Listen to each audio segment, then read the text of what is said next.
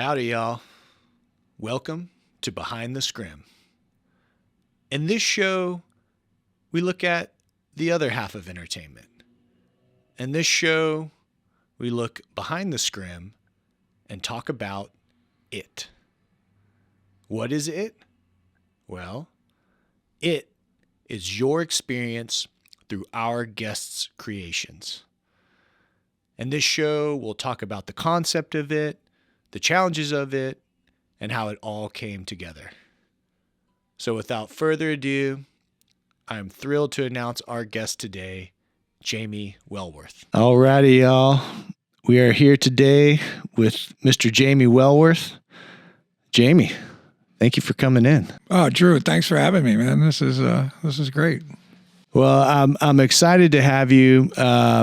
I feel like I've been really fortunate to get to know you over some years in Austin. And I got to say right out of the gate, you know, when I met you, you to me, and I think to a lot of people, were sort of the godfather of Austin's sound engineers. You've played a part in a lot of incredible things here in Austin. I think you've given a lot of opportunity to a lot of, you know, young people getting into it, and, you know, help support a lot of careers. And, you know, talking about, before we dive into what we're going to dive into, talking about, you know, what you've done, not only here in Austin, but growing up. You know, you grew up in the state of New York, right? Outside of New York City. Binghamton, New York. Binghamton, New York.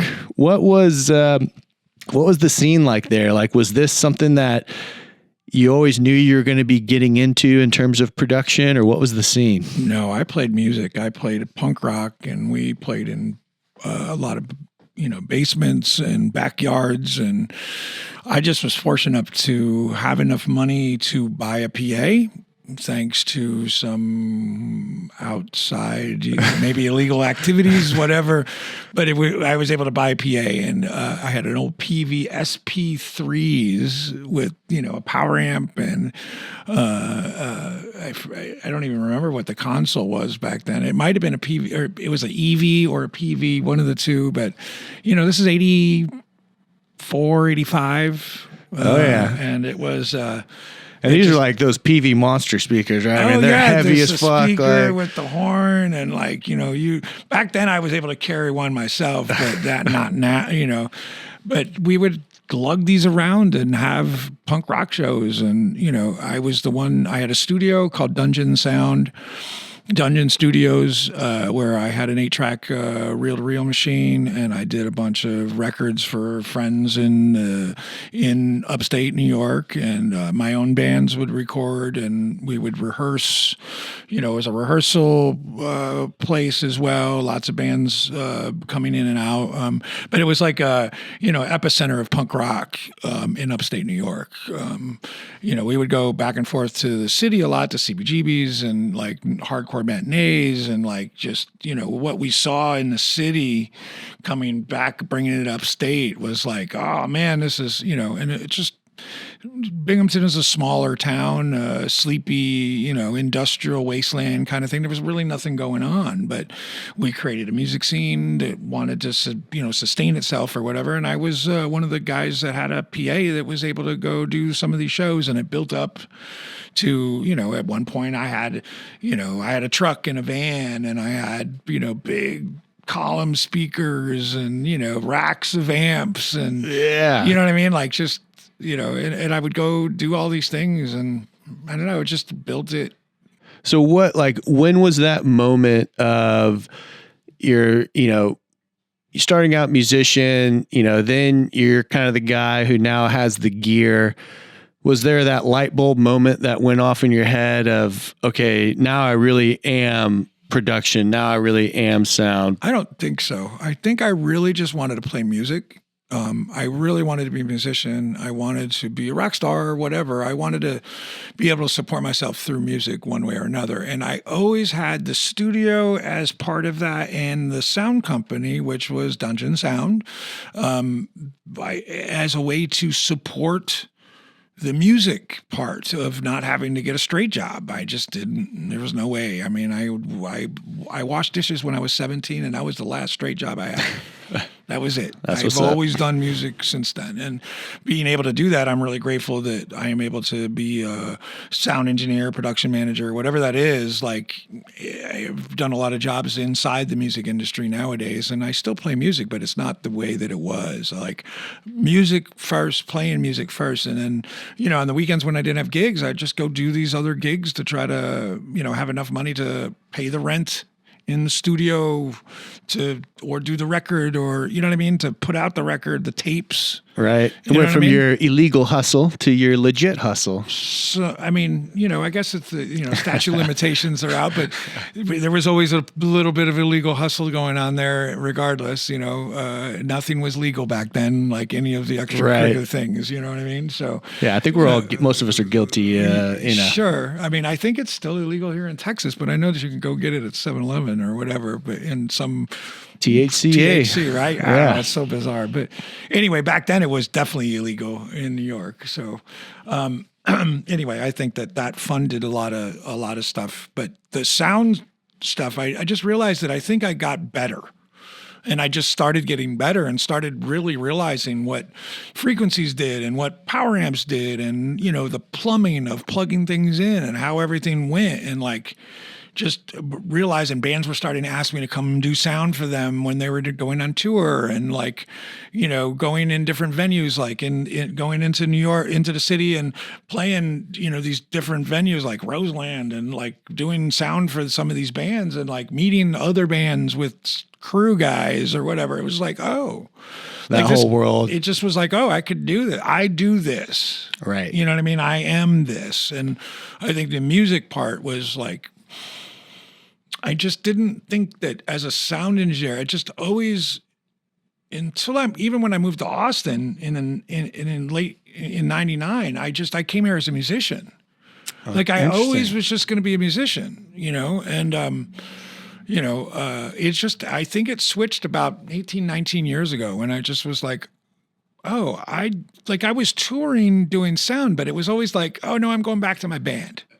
Right. I was going back to play music, but but I just started getting better and like more experienced and being in the right time, right place. People were asking me to do, some really cool things. And I remember feeling a little like, oh man, I'm the sound guy, not the, bass player, or, you know what I mean? Like, I remember something did switch where I was fine. Like, oh, wow, I'm a, highly regarded sound engineer. And I'm not trying to say that as an ego thing, but I'm realizing that people are calling me on a regular basis because they want me to come mix their bands out on tour. And I was like, wow, this is... Like, I'm a bass player, but I guess I will. I mean, I could either go get back in the van and get $50 on, a week playing, or I could go on the bus and be properly treated with hotel rooms and the whole deal and make a proper living. I feel like a lot of people have that same realization, right? Let's say you're working a club, and a band gets paid $200 and they got to split it between 4, 5, 6 members, and then you're a sound engineer and you just got paid $100 or $150. You kind of start doing the math, and there's a dichotomy there. I don't know. There's been many nights in venues here in Austin where I know I made more than the band. Yeah. And that's, I don't know. I'm not saying that I'm less than. I'm just saying that sometimes the band didn't bring anybody or whatever, and I still needed to get paid, Yeah. There's a whole other side of economics to that, which, I'm sure we'll kind of discuss a little bit too into this. And so,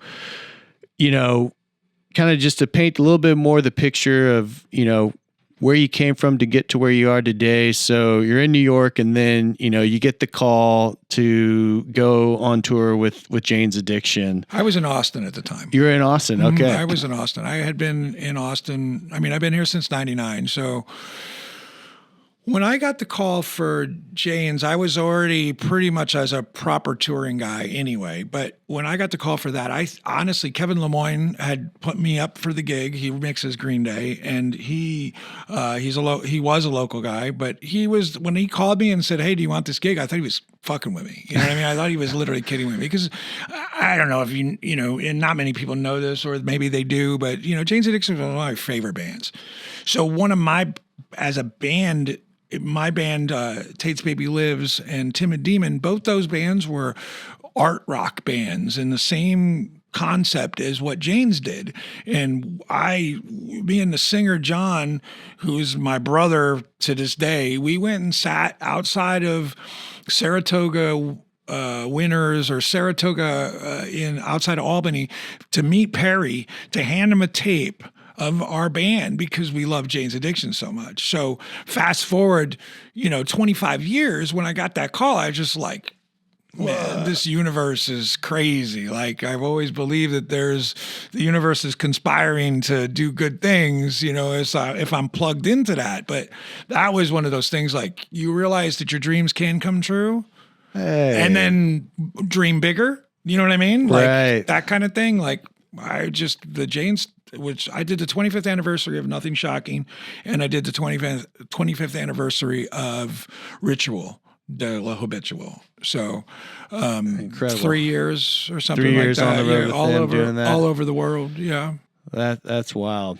My first, and I'll tell you, this is a good, my first gig with them was at Riot Fest in Chicago, and 40,000 people or whatever, they're headlining, and we came in the morning, and I met the crew guys and all that, and I had no rehearsals, no nothing, you know what I mean? Like, and I just got there, mic'd all the things, and that's your first gig with them, my first show? Gig, I was super nervous, super nervous, and my buddy Kelly Chappell, who is a local entrepreneur here. He runs a couple restaurants here, and he was with me, and I just was so nervous, and I just realized that right before Downbeat, it started raining, and I was super nervous, and I just realized that I had worked my whole life for that moment.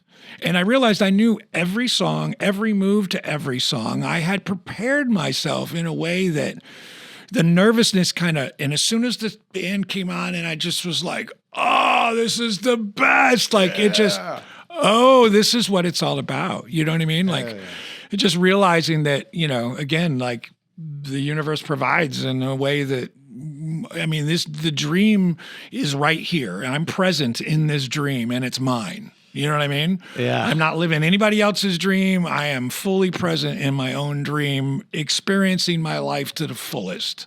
It's one of the coolest experiences. And I've had many of those, which, right. On a bigger level, that's fun. But even on a personal level of being, okay in my own skin, how I meet you or how I meet anybody, like how I help an intern or any of those things, like realizing my purpose in this world nowadays is how I can get through and how I can show other people or help other people to get a leg up in this business because somebody did it for me, That's cool, man. You got to pay it forward and pass it on. I think so. I think it's my deal as an older guy in this business is that, and again, like, I don't want to pretend like I know it all because I don't. I'm still learning and always learning, but I know that I might be able to help somebody else, and that's my job, I think, today, is to be of service in the music industry somehow. And that's why I'm on the board of Sims. That's why I'm on the board of Meadow Fest. That's why I'm experiencing the relationships that I do, including you. Like, I have those because I am not trying to get something out of it. I'm trying to give back. You've committed to it. No doubt. I think I know I see that. I know everybody who works with you sees that and feels that. And I think that it kind of carries us into now what we're, really want to talk about today, because I think these moments that you create, you certainly create the moment of them, right? There's hours that lead up to it, but it's years, it's a career that leads up to these moments. It doesn't just sort of happen overnight.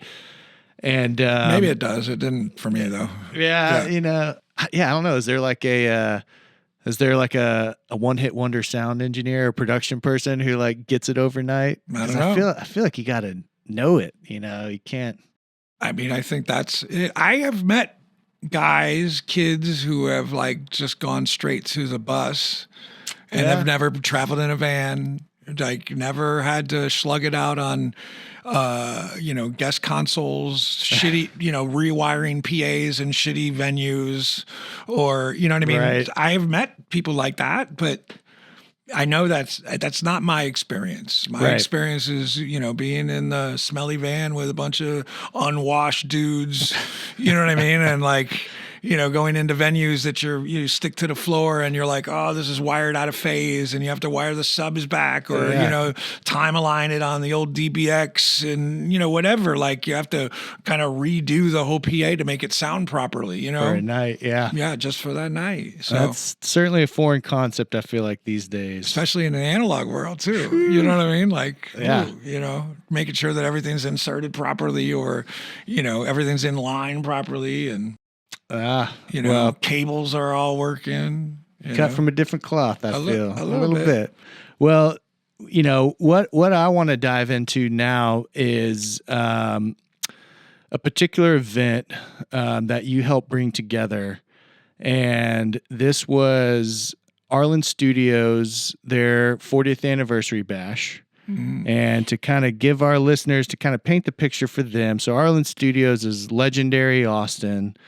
It was built by the Fletchers. They partnered with Willie Nelson, and Freddie's Willie's nephew. Right. So Bobby was Freddie's mom. So gotcha. And so sister Bobby. Yeah. She partnered with Willie, and then Freddie built it. Right. I mean, he was kind of a big part of from Pedernales and Arlyn Studios, and that Pedernales is still what Willie records in today. Gotcha. With Steve Shady is Willie's personal engineer, but so Arlyn has been around. I mean, it's a key institution for Austin. It's obviously brought in incredible musicians. It's blossomed a lot of some of our local heroes. So 40th anniversary, that's a big moment. It is a big moment. There's a lot of people coming to see it, a lot of people coming to listen. I mean, I was looking at the lineup. You had acts like Marsha Ball, Reckless Kelly, Miranda Lambert, Los Lonely Boys, Terry Allen, Charlie Sexton, Riders Against the Storm. So, you have this major event, major concert, single day event. So talk me through a little bit of, the concept of this. So when it comes about, who calls you, right? Like who's the person who reaches out to you and says, hey, we're doing this. What do we need to do? Freddie called me, and I have a relationship with Lisa and Freddie Fletcher. I mean, I have for many years, and I've done most of the production stuff at Arlyn for many, many years. South by, like a lot of ACL stuff, like bands, or Sims does shows there, and I'll bring the PA, and Nomad Sound will do that, and so Freddie calls you. Freddie calls me and says, hey, we're going to do this 40th anniversary. I think we're going to do it in a parking lot. Let's put our heads together and try to work this out. I said, that sounds great.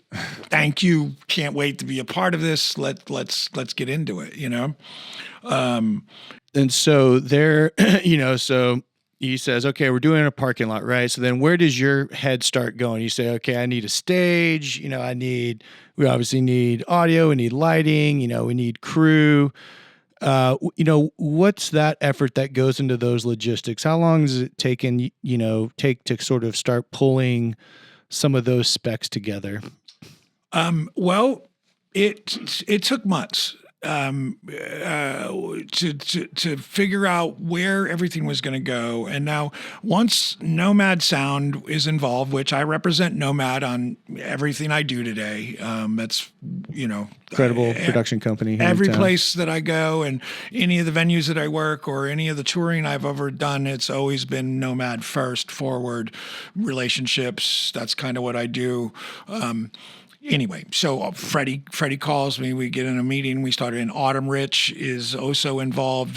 She's doing all the vibe of And Autumn's with Panacea Collective. yeah. Which so she does all the big stuff, and she was part of this as well. Like just creating like a next level experience with couches and drapes and lighting and, just all the things. But anyway, production side of things, it was like, well, we're going to pull a stage in here. Are we going to build one? And Nomad had just bought 2 Stage Line 260s. And so we were going to get into this staging company, right? And Nomad had just bought lighting, and it was because we were trying to do, we've always just been, and I would been with Damon for 18 years, and we started with just a couple of PA on sticks and then some Nexo, and we built this up into all, we're an L acoustic house now, and we have we have a huge inventory, hundreds of boxes of speakers, right? Yeah. Just hundreds of speakers. And y'all are doing major festivals. I mean, I know y'all are rocking it now. And it's pretty amazing to watch. But that we decide that, we're losing a lot of gigs to not being turnkey, like staging and lighting. And, we decide to go that route. And so one of the coolest things about this Arlyn 40th was this was the first time that Nomad had done turnkey staging, lighting, audio for an event that was such a monumental thing here in Austin. It was like a who's who of Austin music, Legendary. Yeah. It was legendary. And it just was like, there was many times during the day that I was like kind of pinching myself, just I cannot believe we're doing this. And it was another one of those dream things. Like I am absolutely living the full on dream of what I'm experiencing right now, So kind of for those listening, an SL260. So it's a big ass stage, right? Yeah. How do you put that in the parking lot? Okay, so a stage basically it's like a transformer. It folds into a trailer, right? Yeah. And it's pulled by a semi truck, and we had to go down Riverside. We had to, look on maps and try to figure out how to get it in there. And Arlyn Studios tucked away into the Travis Heights neighborhood, down a neighborhood. And these are streets that are like hundreds of years old. They're not meant for big stuff to come in. We had to pull it up. We had to come up from Riverside, up South Congress, and I was in my truck. And I met the stage at Riverside and Congress, and we came up, and then I had to stop traffic at Academy and Congress to get. So you're getting out, I pulled the truck right in I've been on South Congress for many, many years, and I just act like I own the place, which I do not own the place, but I've just been here long enough. I'm just going to make it mine anyway. So I pull up and just stop, pull my truck out. We get the truck around the corner, and then at that point, it's like we have to move. We have to get cars out of the way, like trying to get down that small area Academy. We have to, there's trees overhanged, go slow, and it took a minute, and then we finally got it into the parking lot. And then Travis, who was driving the truck, it's just an amazing driver. That's a skill in itself, man. He's one of our top sales guys as well, but he comes from doing gigs as well, and he knows how to drive a truck. And so he pulled this truck in, and we landed the stage. And keep in mind, ahead of time, we had designed a map on where everything was going to go. We did a CAD of where the stage was going to go, where every little piece of this whole thing was going to go. So going to it, you guys have an idea. You've put together a plan. Where the generators were going to go, how we're going to pull cable, where the stage was going to go, which way it was facing, the whole deal, where the fence line was going to be, where parking was going to be, where parking for the stage, parking for people, just the whole, every little piece was thought about and talked about over and over and over again. And then I put a fact sheet together with the help of my friend Charlie Fay. She was nice enough to edit the whole thing and format it for me. But I put all the information in a fact sheet, and then was able to advance the show from there, And that's all that work months leading up to where you're leading just, up to it. And that's meetings. Is that like, client facing meetings? That's internal production meetings. Like, At that point, we didn't have necessarily we had the client, which is Arlyn. Right. But at that point, we're all working together. So it wasn't, we were like, how do we pull this off? We have to go get permits from the city. Right. And Autumn was really helpful with pulling the permits for the city, because we needed a couple different ones, because we had food and we had alcohol, and so we needed live sound permit, we needed alcohol permit, we needed food permit, we needed a people permit, so getting all that through the city, and just having lots of phone calls, lots of Zooms, and in person, just talking about this whole thing, and then we started talking about like who we're going to get to play. Right. You do all that, and you're like, okay, now who? We need some people. And part of the first conversation was always we were going to get people who had performed or recorded at Arlyn, right? Right. So that included like Lost Lonely Boys and Marsha Ball and the Charlie and the Doyle Bramhall and we had we didn't have Tommy Shannon, but having Double Trouble, we did a Stevie Ray Vaughan tribute with Doyle and Charlie playing those parts, with Whipper playing, Chris Layton playing drums, and Glenn Fukunaga playing bass, and Flanagan playing keyboard, and it was like, again, like I got the mix that, and I just like, they did a Bowie thing, and like it's just super cool. But when we finally figured out we were going to get Lost Lonely Boys, and Miranda Lambert was going to perform inside as an acoustic thing, and we had so y'all had like two stages going. We had two stages. We had one inside that was like a an acoustic stage or whatever, and that's where Miranda performed. The Happenings played inside, and nice. And then outside it was Reckless Kelly and the Stevie tribute and Lost Lonely Boys and Marsha Ball and Mike Buck, and like there was a whole Antone's crew that came in and performed, and it just an incredible day full of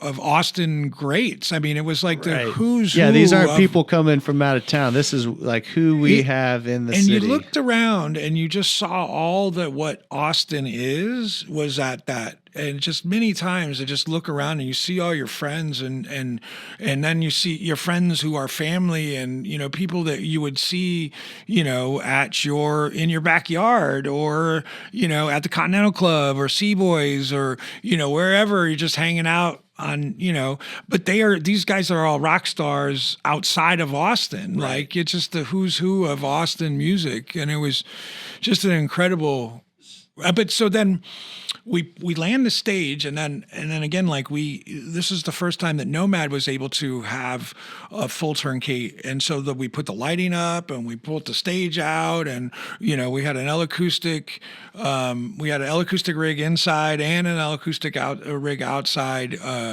and the system tech Craig just tuned the PA, and our LD just programmed and worked extra hard to make because everybody kind of knew that this was everybody all eyes on this, like there was the Chronicle was like everybody was there. This is the moment. This was a moment of Austin that it wasn't like you were going to get away with half-assing it. This was like this was an Austin thing. Also day of, right? Like you don't have multiple days to build this. We brought the stage in the day before. So you got the stage the day before. So you have a little time to kind of really prep it, air it out. Making sure we had to move it. We had to move it a couple times. Move it a couple inches this way, couple feet, couple feet this way. Oh wait, it's not. We got to angle a little bit more. Yeah, you can't just like lift that up and. It's not. But we landed that, and So the day before, so then, okay, and we talk about, you have this, the who's who of Austin artists who, have been a part of this city. We're talking multiple genres, so what are the logistics behind that? Like, are there, are people bringing in consoles? Do you all have consoles that you're providing? And then like, what is that sound check schedule like? Are people sound checking when it comes to this?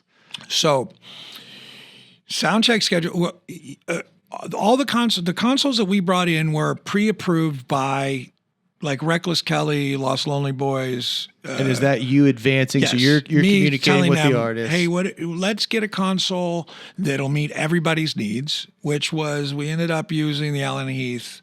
Nice.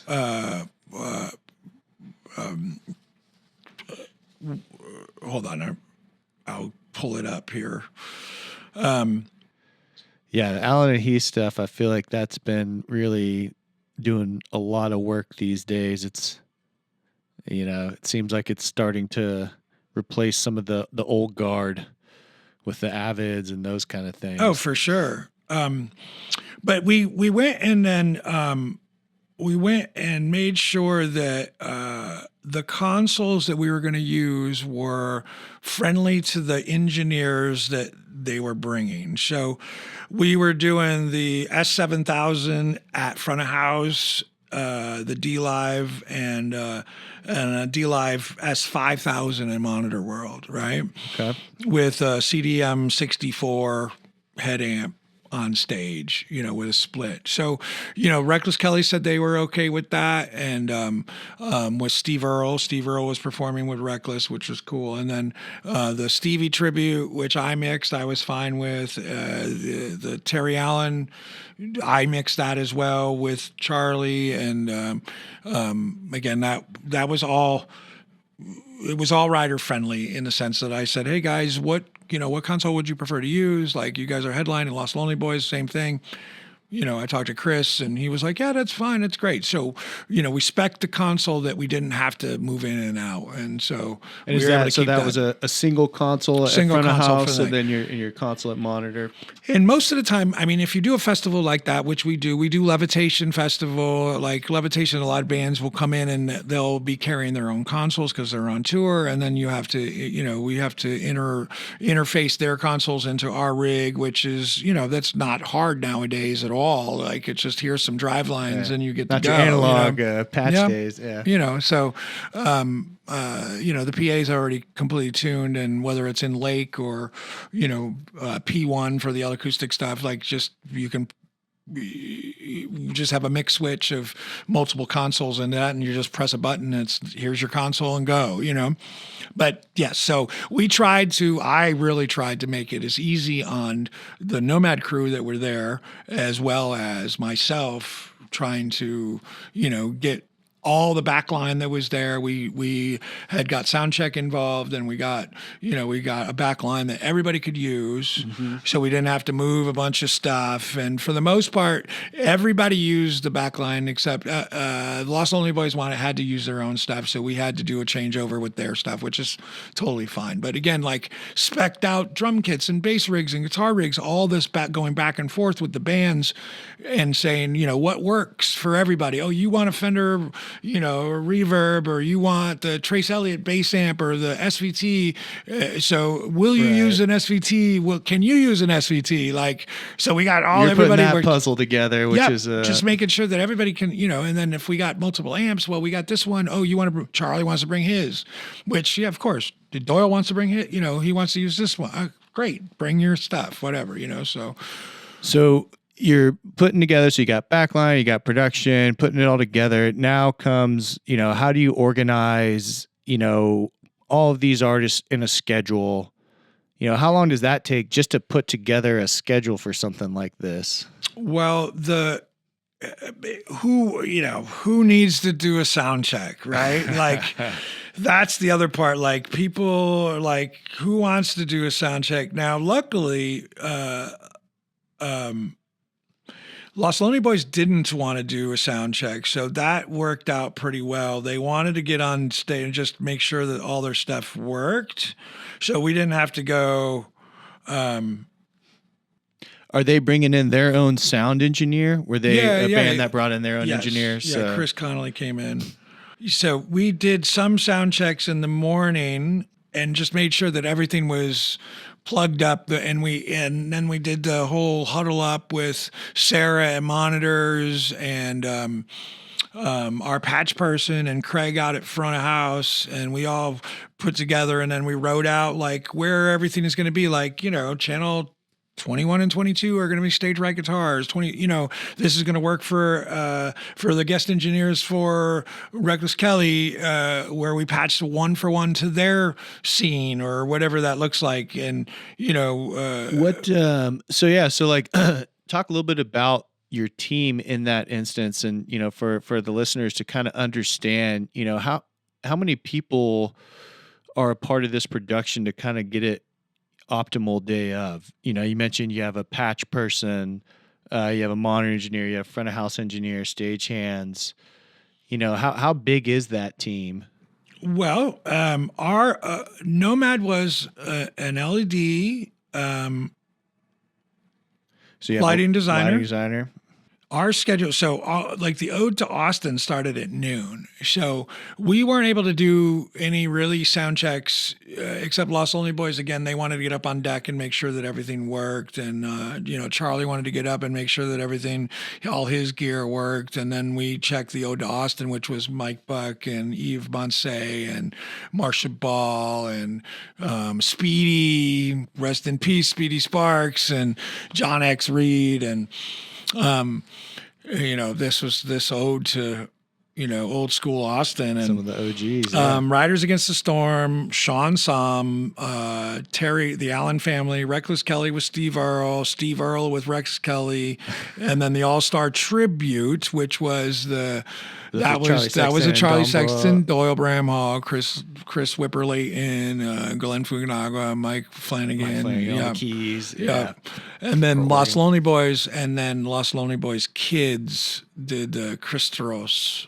They did a performance as well. So little to no sound checks. So that means, as we call it, a throw and go. Line checks and making sure that everything's there. And, Craig out at front of house and Sarah in Monitor World were, we had already kind of programmed the whole input list to have everybody fit inside that input list. So most of these inputs were, already there. And here's your start scene for your band. Because an artist can have, for our listeners, artists could have, maybe 12 inputs or 32 inputs or 60 inputs, right? Depends on I think Reckless was like 40 something inputs. Was that one of the bigger ones of the day? And then, what Reckless with Steve Earle was, that was 40 plus inputs that, they want to just those are all the instruments and DIs that you're having to mic and mix and put. Mm-hmm. Yeah. And they had their own crew guys, which they came in and they used some of their own gear. Buck Allen had played earlier with Terry Allen, with his father. So he had his stuff there already. We had to put that on a riser. And so all his keyboard stuff was able to slide in for the Reckless Kelly stuff, and everything was able to, and then the front of house guys worked together on having their scene in a digital world, creating a scene just for their performance of all their inputs, and and then creating just one scene with just their inputs and nothing else, right? Yeah. So that's kind of the way y'all tackled it. You created that digital infrastructure prior to. Yeah, lots of conversation about what was where, and for what bands. How was I going to be? For the most part, the first 12, 15 channels stayed the same. Kick in, kick out, snare top, snare bottom, hi-hat, rack, floor, overhead, right. SPD, electronics, 2 bass lines, 4 guitar lines, 4 keyboard lines, 6 vocal lines, and then or before the vocal lines, 6, aux lines, which could have been accordion or mandolin or DI or whatever that looks like, and then 6 vocals for all the different positions, Do you find that, so we're kind of talking about that input list, right? Mm-hmm. For our listeners who might not know, that's essentially when you're looking at a console, that's the engineer, channels 1 through whatever, that's how they're putting their mix together, matching what input or what instrument or mic. So do you feel like there's a standard to that? Do y'all kind of have your own sort of we have Nomad has a 32 channel input fest patch, and then we have a 48 channel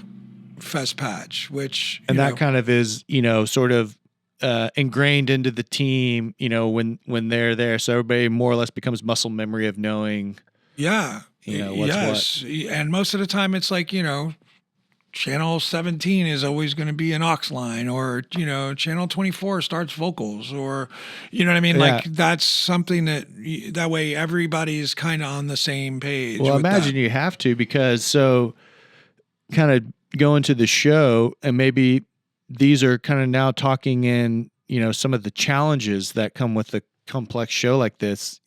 What's that changeover time? Because 30 minutes for a changeover. between So like bands. Yeah. that's, when I'm at the show, that's me getting my drink or going to the bathroom. I'm not really paying attention, but I know that there's controlled chaos happening during that changeover. So what is that like? Who's running that?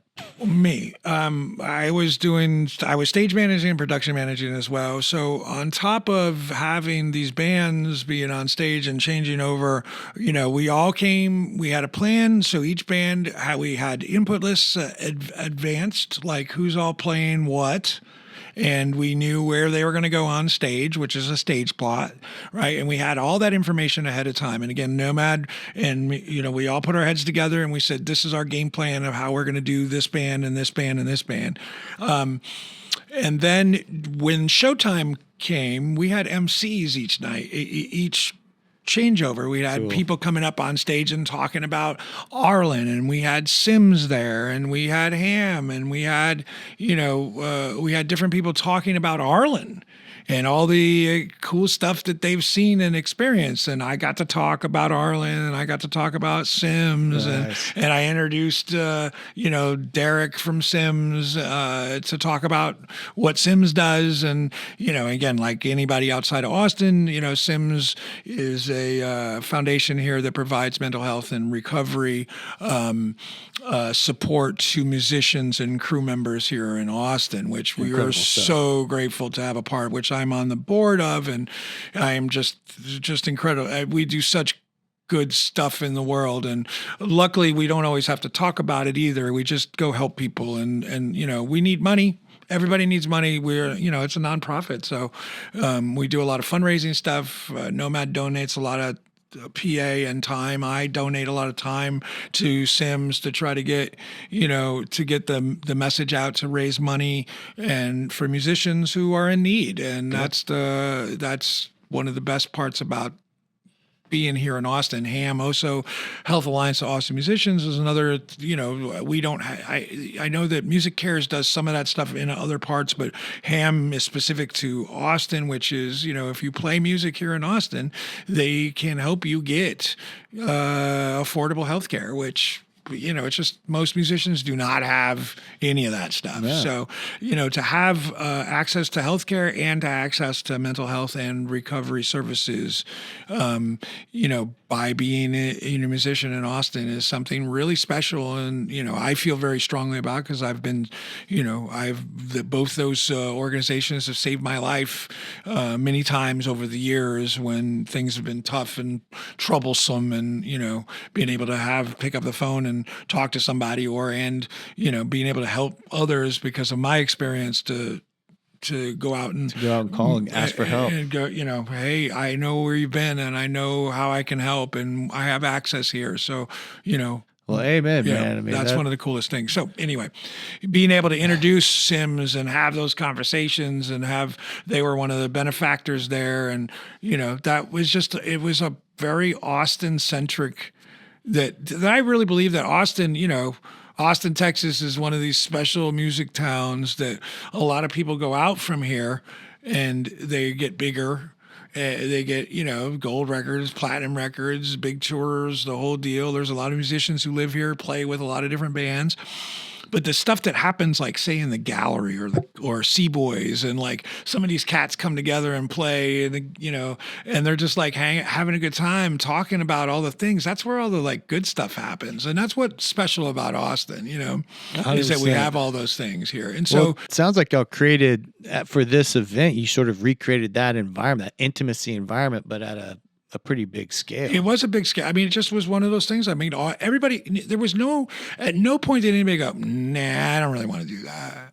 It was really kind of scheduling more than anything, like trying to make sure that all the people that we wanted to be there were not on the road or weren't somewhere else. You know what I mean? So, yeah. So with that, so kind of continuing on the challenges, we sort of talked a little bit about changeover, how you go, work through those challenges. Were there any other, oh shit moments that, where, something's, metaphorically on fire, or whether that's leading up to or day of show, that you kind of fight through? Were there any of those oh shit moments? I mean, I'm going to brag a little bit about this. Our Nomad team kept everything on schedule. Ooh, I mean, we were totally on time all day, and we just busted our asses to make it happen. There were a lot of oh shit moments leading up to this. It had a lot to do with permitting. You know what I mean? Like just the stuff of trying to get the permitting from the city, and like, it was a live, like what's the decibels and how many people are going to be here, and, the alcohol permits, and there was just a lot of that stuff, just like going back and like just because it was, the devil, they say the devil's in the details, whatever that means. It's just like literally it's the small things that make everything work together. So it was like a lot of conversation about, most people would be like mundane things, but hey, where is this truck going to go? Where is the ice truck going to go? Where is the loading truck going to be? Where is that going to live? How are we going to get people in and out? Yeah, what's your entrance exits? Exits, emergency exits, fire lanes, like just all those conversations, and like walking the property over and over again, and making sure that fence lines are here, and people, who's going to meet the parking out here, and, trying to get, Uber and Lyft to be a part of this. We had the hotels in the neighborhood be a part of this. We invited all the neighbors because we wanted the neighbors to be a part of, because this is a very Austin thing, but there was a lot of outreach happening as well, like going and talking to people and be like, hey, we're going to do this thing in the neighborhood. We want the neighborhood to be a part of. And, most everybody was cool with it, but they're like, you got to be done by 10 o'clock. And I was like, all right, but... Did y'all manage to stay under the sound ordinance? No angry calls? No, we definitely got it wasn't angry calls, but it just, Austin has changed. Oh, I'm going to totally sound like an old guy. You damn kids, get out of my yard. But Austin has changed so much. It used to be such a music-centric town, and now everybody's moved here, like maybe not in the music industry or not playing music. They are in computers or tech or whatever, and, they move into these cool neighborhoods that used to be run by musicians or lived by musicians, and all the musicians got pushed out. Now they live there and they're like, oh, I don't like music, or why is this hip hop, or what, you know what I mean? Like just whatever it is. And so, yeah, there was always some sort of complaint, but nothing that so for all you listening out there, it's 85 dB at the property line. Yeah. Anything C-weighted. Right. C-weighted. So you just have something that measures the sound waves, and you go out there and you show the guy when they get there, hey, we are under 85 dB at our property line, which is right here. Right. And they say, okay, Jamie, have a great show. And I say, thank you. And we keep going. You radio the front of house guy, turn it down just a little bit, okay? I mean, it's like, can we cut a little, 50 hertz that's rolling through the neighborhood? The bass is too loud. I mean, that's usually what the problem is. It's all low-end frequency that races up into the neighborhoods. And we've had this issue. I mean, Stubbs used to have this issue going up the creek up there, and it would show up like 51st Street. It was like one house up there, one woman that just would get in her house somehow and somehow just rattle her house like miles away, right. And I know that couldn't have been fun for her at all. But, you empathize, but yeah, at the same time, it's, we're people moving into Red River and going, this is a music corridor. And they're like, we're moving here. And then all of a sudden, all these people are complaining about, whatever music, like, it's crazy. Anyway, that is a huge challenge in general. It sounds like for this show, but just in general for live sound engineers, is sound, right? You're constantly, there's somebody over your shoulder, kind of monitoring you, and like where does that liability fall? So like for this for this Arlyn anniversary event, like is that liability kind of on your shoulders as the production manager? I am responsible. You're responsible for that. So yeah. I mean, it's my job to make sure it sounds good, and it's my job to make sure that the people there are having a good time, and to make sure that we are also observant of our neighborhood. You know what I mean? Like, we don't want to be rude and just like, we're going to do it anyway. I mean, we were going to do it anyway, but we want you to be a part of. You know what I mean? Like, this is something what makes Austin special. Like, come be a part of it. I know a lot of neighbors did come and did show up. So, yeah, I mean that. So, kind of talking to your role just a little bit about it. So you were the production manager, stage manager. So so you are, not only handling all the logistics leading up to, you're coordinating with multiple parties, whether it be, the client that is Arlyn. Sounds like there was a agency Panacea, and then your production teams and artist teams. Like what are you standing in one place the whole show? No, I set up my office right backstage. So that was a spot where I was always at, but I was always moving. I can't really sit in situations like that. Sometimes I had to sit, I got a bad back. I'm older. Got to sit down sometimes. So sometimes I would sit down, but, I was always moving up on deck or, just making sure that everything, making sure that people knew where they were, when they were playing, where they were supposed to be, where the gear was, whatever, where the food was, where the green room was. I mean, I had a lot of help from the Fletchers, Ellie Fletcher, Lisa, there was a whole crew there, Jacob and Joseph and, the cats over there. They're just making sure that everybody knew wherever, the green rooms were because we had a lot of donated food as well. And, that's just, like such a, I mean, I think that goes so overlooked, at least from an audience perspective, because that performance on stage, obviously this band, whoever it is performing, they have a job to do. They're, most likely going to do their job, but it's, those little extra efforts by someone like yourself, the production manager, stage manager, to make their life that much easier as an artist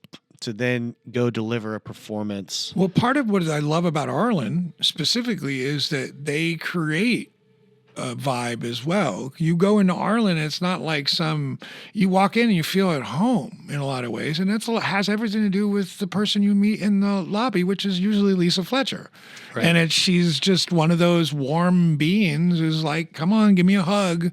And here, let me show you the place. How can I, what can I do to help? And that's providing that for a musician and feeling taken care of is what, you're going to get the best out of it, because then you're not thinking about, oh man, I didn't get any food today, or this couch is uncomfortable, or any of the, the stuff that you could complain about. You think about playing. And then It's the same thing as being a sound engineer. Like, you don't want the band thinking about the sound engineer. What you want to do is you want to do the job to the best of your ability and make it sound as good as it can, and where the band is confident, and all they got to do is play, instead of thinking, oh, I wonder if my guitar got turned up during that solo. Right. No, because you hired the guy to do that, right? Yeah. So, and also you, the production manager, not only are you taking care of the artists, but you're taking care of your production team, right? You're making sure they got fed. Water, food. We had cases of water up on stage, making sure that everybody was drinking water. I mean, that's my big thing anyway, is, again, being a little older, we got to drink water. Have you been sitting? Did you sit down? Did you eat? You know what I mean? Making sure that our crew guys,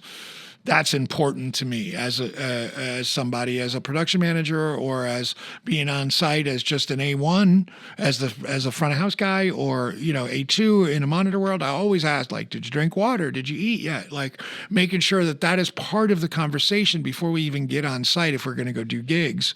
Where's food coming from? Where's water coming from? I mean, Nomad, a lot of times we pack a case of water into the truck, regardless, just so, we have it, especially, Arlyn, I mean, Austin in the summertime, it's brutal. It can be brutal. So you gotta stay hydrated, Yeah, stay hydrated, find some shade. Yeah. And so, I mean, I guess, and I just kind of want to, just touch on that, because I feel like I want to also, part of this show is to sort of dispel the not necessarily rumors, but just like the initial thought of just what a generic, production company or sound person is, or lighting, or just, it seems like there's just, these are the sulky people who smoke cigarettes in the corner in the dark, but. So there's those guys for sure. Yeah, there's a few of those guys, right? Yep. And they play a part, but I think in order to bring it together something of this experience, it requires really a human element, a human touch, right? A leadership responsibility. It has everything to do with attitude. It is, if I am a big fan of the positive mental attitude. I think that, if I bring that into all my affairs, I will have a good experience. And not only will I have a good experience, most people around me will have good experiences. And one of my jobs today, as an old sound guy, is to dispel that old crusty sound guy myth, right? I'm not happy until you're not happy, right? We've all ran into those people that are just miserable. Why are you here? Right. Like, go somewhere else. And part of, even at hour 10 and you're exhausted, tired, if you can add that smile and just push in a little further, it goes a long way to having a better gig. And I think that one of the best things about Nomad Sound is that we have weeded out a lot of those people. Like, we've hired many people over the years, and, they start getting crusty or have bad attitudes or any of that stuff. They could be the best techs in the world, but if you got a bad attitude and you're just ruining the festival site, that's not fun. One of the things that a lot of our guys are, they're friends. We're friends. We all hang out. You know what I mean? When we're on site, we're joking, we're laughing, we're having fun, doing a thing that we all really want to do, and present something that is all going to be really cool for the observer who paid for the ticket. Comes in and go, they're not thinking about Nomad Sound. They don't even know who Nomad Sound is. They just know, wow, this band sounds good. It looks cool. It's awesome. And hopefully they'll find out who Nomad is. But then the bands who are touring, they come in and do all the things, and they go, oh, Nomad Sound's here. Oh, that's great. We love them. Right. Because we show up and have good attitudes, and we're fun to be around, and we're good at our jobs, right? It goes beyond just the gear. It goes beyond the gear. Yeah. That's incredible. You mentioned something, the 10-hour mark, and I think one of the kind of talking to the challenges of the Arlyn show. What is that? How long is that day? That was a 20-hour day. That was a 20-hour day. Yeah. So I just kind of also want people to understand that, right? If you were at that show, you just, saw legendary artists, you're there for maybe, let's say, 4 to 6 hours or something, right? Mm-hmm. You go home, go to bed, production was there in the morning, they're the last ones out. So a 20-hour day. So like, how do you manage that, that mental strength to get through a day like that? How do you kind of keep people positive? Like you said, if it's all about positivity, how do you break through those barriers? Well, I think a lot of, you have your espresso machine with you. You have coffee. That's you how have you do Topo it, Chico. Yeah. You have lots of water and food, and you bring a good attitude, period. I think that the day before we had prepped as much as possible. I was on site, I think, at 6 a.m. that morning. Our show went from, first band on at noon, last band on at 9:15. We had to be done by 10. And then, we tried to break down that night too. So we didn't get out of there till midnight. And then the stage didn't go out until the next day. I mean, we were still packing up the next day as well. So, right. That weekend was, it was a long day. But I also believe in, when you're doing something that you love and care about and want to be a part of, and creating this thing where it's like, it's not about me, it's about creating something with somebody else and making it bigger than it actually is, or making it bigger than what, my little selfish, self-centered brain is going to, creating that with your pals and having a good attitude about it, and like looking around and like, we are doing this and we're having fun, and you're looking around and everybody's smiling and laughing and having a good time, and nobody's like sourpussed about it. You know what I mean? Everybody knows that they're part of something we're going to talk about this for years. And that's what the thing about Arlyn 40th was, is that this conversation is, many people are going to have those conversations for many years to come about what a special day that was and how we brought everybody together in Austin to be a part of this thing, even when I was really exhausted and tired, to be able to look up and, see some of my friends from across the room, or I'd make eye contact and be like, with a smile, and I'm like, yep, there, we're that in the was right, like your breath of fresh you know what I mean? air, It's like, kinda... yep, we're in the right place. We're doing the right thing. You know what I mean? And it's like, okay, I'm going to move forward. Like, you find those little things anywhere. And if you're looking for them, they're always there. It just somehow our attitudes kind of change. Sometimes it's just like you have hard days, and then you have days like this where it's just like, oh, it's hour 15. I couldn't tell, because you're just like, this is great. And the adrenaline and, those kind of things. And we have more days like that at Nomad, I think, than anything else, So the kind of the last section of this, talking about this event, and you sort of touched on it a little bit, but, what was the moment that you realized that like this event was a success? Like, was it a particular performance, or was it just kind of, you caught a glance from somebody and it was just like, holy shit, like we're fucking doing it? I just felt like many times throughout the day when people were talking about how cool this Sean Sam thing doing his dad's music, or,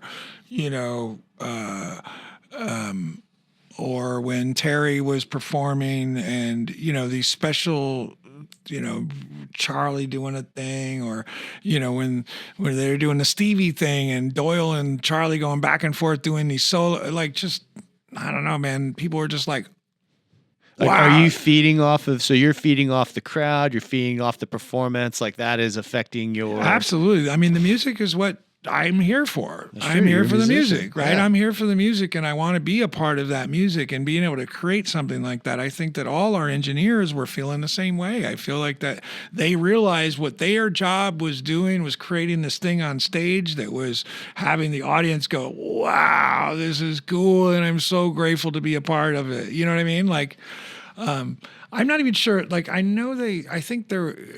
forget what it was. If it was, there was an invite or whatever, but most of the people were there were like in the know of being there, and they knew that something special was happening, right? So, being a part of, I think, just one of those Austin things, like, the Pumas doing Sea Boys, or, you know what I mean? Like, just some of these things that, like, you were a part of that was, like, so much bigger than any one person.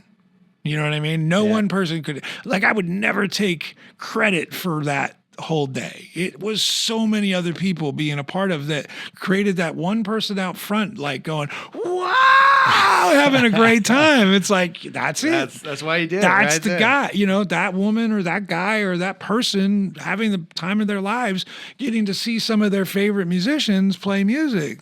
That was what it's all about, Well, that's fucking awesome. Man. Yeah. Man, and I think you really did. I mean, I like you said, I know there's a lot of people involved with it, but I also know that you play an integral part, not only in that, but everything you do. You certainly play a part in that, and it shows. And this event is one of those moments that I think you should be proud of, and you put a big stamp on Austin with this one. And I mean, it's top five of my life, I think. I mean, I'm not sure what the other four are. I probably figure them out if I really needed to. But I mean, it's just one of the highlights of my life, really. Just, it was an incredible night all around, from the music standpoint, from our friendship standpoint, from a family standpoint, from the people I got to work with, the people I got to hug, you know what I mean? Like, the people I got to see play, to be a part of the end of the night, like, was just incredible. You know what I mean? Like, watching the guys, the crew guys, the Tim and the other Nomad labor guys come in later on, and, being able to crack a beer on the stage while they're just lazily taking stuff down, like, wow, we did this thing. That is really one of the best moments of a night, right? You've done a big show, that after show beer, which after the show, not during, but yeah, that's just like, that's such a That is a cherishable moment. Yeah, I've been sober a long time, so I drink Topo Chico. But Cheers I know to that that. everybody, if they have a beer after the show and are able to do that, I mean, part of what my job nowadays is, I'm the production manager, sound engineer at a venue called East End Ballroom now here in Austin, and I got a couple interns there who are learning, and I think they had been taught some other ways before I got them, and we don't drink until after the show, and Nomad is, no drinking until the truck is closed. You know what I mean? That includes smoking pot or whatever else. Like, I'm not saying you can't do those things. It's just like there's a time and a place, and it's not when you're Not when you're working. being a professional. You know what I mean? We keep it pro. That's what it's all about. Yeah. Being able to show up and do your job to the best of your ability. And at the end of the night, if you close the truck door and then you want to crack a beer, man, I'm all for it, man. I'll crack a Topo Chico and cheers you up. Let's and talk about what we did right. Yeah. What we did wrong, how we could do better next time. Because I think those questions are also needed to be asked as well. Like in a hard day, like, okay, what could have we done different next time, or whatever. And to be able to evolve as engineers. And that's, again, like I have interns and I have younger people that I try to impart some information that I have learned over the many years that I've been in this business. And that is, how we learn on a regular basis. What did you do right? What did you do wrong? What are the questions? Like, if you don't know, make the feedback happen, because then you know what you did or how you did it. Don't be scared to make the move. Just do the move. And if you make a mistake, that's how we learn. You know what I mean? That's how we learn. Well, you've touched on it, quite a bit through this conversation, but the ethos behind just sort of all of it, right? Everything that you do and everything that you touch in the production world, including this Arlyn event. What do you think has allowed you, to get to sort of this point to where you are today, from where you were in the basements, running punk shows with your PA? Like, is there kind of one thing that you say has been consistent throughout that? Is it persistence? Is it a positive attitude? Like, everybody can learn technology, or I say everybody, but it's like there's a technology side to this that you can study and learn, but is there something that you think has been consistent from start to where you are now that's allowed you to have the success that you've had? I think it's the attitude. I think it has everything to do with my idea of service. Like, my friend Charlie loves to say, everybody loves Jamie, right? And that's, maybe they do. And I like the fact that I am well regarded in this town, and that's not. It's not something that I don't try to hold myself up to a higher standard as well, like how I go and shake somebody's hand, or how I show up for somebody's life, or how I do something outside the music part, or you know what I mean? Like, I think it's the attitude, because I want you to keep going that, but I got to interrupt for a second because it's, when I first met you, like, I don't know, it was probably like 15 years ago or something, we met at, or like first like meeting with you, and I was like, okay, I'm gonna sit down with Jamie. It was at Joe's coffee shop on Congress. I remember it. And I was really intimidated going into it just because I only knew you from the surface. And I was just intimidated, just kind of knowing, at the time you were pretty much running South Congress. You were running Continental Club in terms of managing all the production. I think C-Boys had like maybe just come online. You were running that. I knew you were doing South by San Jose, and I just imagined, because I was also young in my career, that like somebody who's doing that is like a curmudgeon. They're like, I just had this surface impression, and just from the handshake, and then just started talking, I was like, oh my God, this is like the nicest guy. So I can agree when Charlie says everybody loves it. I mean, that's been my experience. But like you said, it's your attitude. I think that's the consistent part, and learning to learn from my mistakes and to be able to, I think, repair relationships as well. Like if I make a mistake or do something that hurts somebody or causes, some sort of, ruffle or something, to be able to own up to that and be like, hey, what did I do something wrong? Like client relations are really important for Nomad and for myself, and being able to keep, I like to say, feel free, if you don't know me, ask around. Like my integrity in this life is everything. My reputation is everything, and that's not an ego thing. It's just like, how am I showing up? How do I make things right if I've done something wrong? If I've stepped on your toes, shit. What can I do better? How can I not do that again? Or I'm sorry, I guess I won't be stepping on your toes anytime soon. You know what I mean? Or whatever that looks like. But, just having an attitude of being able to, I know that there's something bigger than me here, and it's not about me. And there's a service part of this, of how can I better serve the relationship or the show, or, whatever that looks like. Like, how can I bring a positive attitude into this whole thing? And that's, 95% of the time I can keep that. You know what I mean? Hey, that's good batting average, man. Some of those days, get long, and you're like, fuck, just go away. You're in the corner. Yeah, you're that sound guy in the corner. We all have a couple of those days. And sometimes I have to walk away and just go take a breath, man, because, those days do come, and I can be, again, like I'm an older guy, and, my back doesn't work well, and, my knees don't hold up as well, and I'm in pain a lot of the time. And, if I don't have a good attitude, I sometimes need to go and take a breath, like, hold on, I'll be right back. I think people can learn from that, man, and it's nice to hear you say that and speak to some of those truths, because I think we feel as a society we've got to be perfect or on all the time, and you just can't be. And if you feel like that, you're going to probably not be most of the time, because you just put that pressure on yourself. So we are humans having human experiences in a lot of ways, and that includes in the music industry. And I know that there's a lot of things like we don't take breaks. Like, in the last 3 weeks, I've had 2 days off. Right. And I work a lot. Right. And I'm grateful I get to work a lot, because I get to provide for my family and my kids. But that takes a toll as well. But what am I doing outside of that? And that's what Sims has a lot to do. I'm in therapy, that may be too much information. I'm a sober guy, but, being able to say, to take care of who I am, you know what I mean? Like I do yoga every day. I meditate. Like I take care of me in a sense of like when you're, and I use this for my kids a lot. Like when you're on an airplane, when they say, when the air thing, right? When it comes down, you put that on your face first before you can take care of somebody else.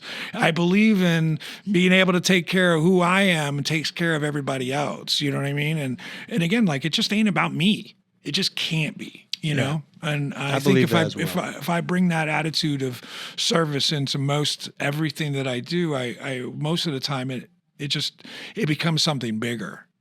Instead of like, trying to grind it out, which we do, because a lot of us guys in this business, we do grind it out. We work long hours, we work hard, and, it's like, sometimes not for a lot of money, and you're like, what am I doing this for? And like, sometimes those questions come up, but if I'm not thinking like that, if I'm thinking like, what can I do? How can I better service? Or I've been on some of the most difficult gigs in the world, and I've met somebody in that area, and I had a good attitude that they called me the next day and said, man, I saw you having a hard time, but the way that you work through this makes me want to work with you. Yep. So we never know who we're going to meet on the way up, and we never know who we're going to meet on the way down. You know what I mean? So that whole attitude of that, you know what I mean? Being able to be nice to the waiter, to the rock star, to the janitor, you know what I mean? Like all those different people, it doesn't matter. Like treat them with respect, because you want to be treated with respect, Amen, man. Mm-hmm. Amen. So, well, I think those are some great parting words in terms of just, your philosophy, and I want to make sure that gets out into the world, and that those, who are listening are interested, that they hear this and listen to it, because I think it's some great words of wisdom.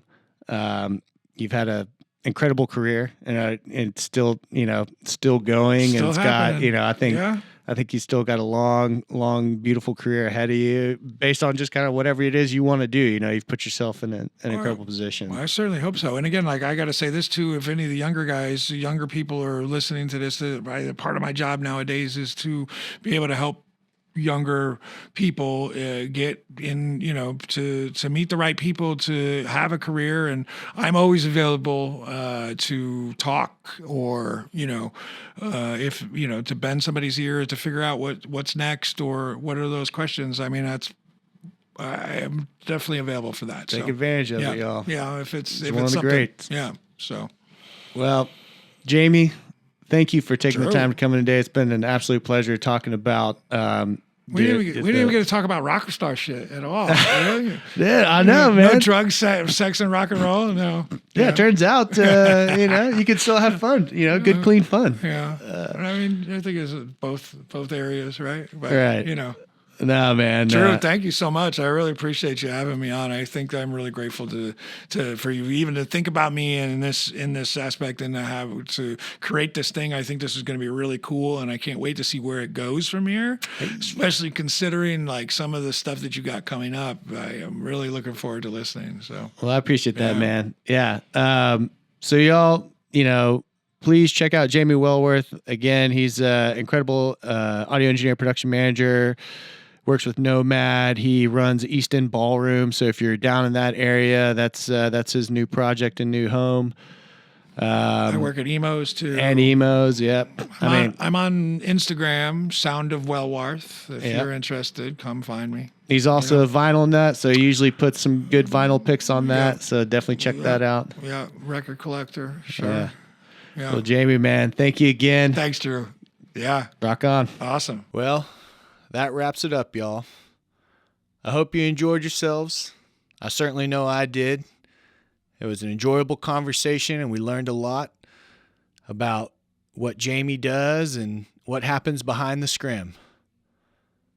So, tell your friends, share this podcast, and I look forward to catching you on the next one.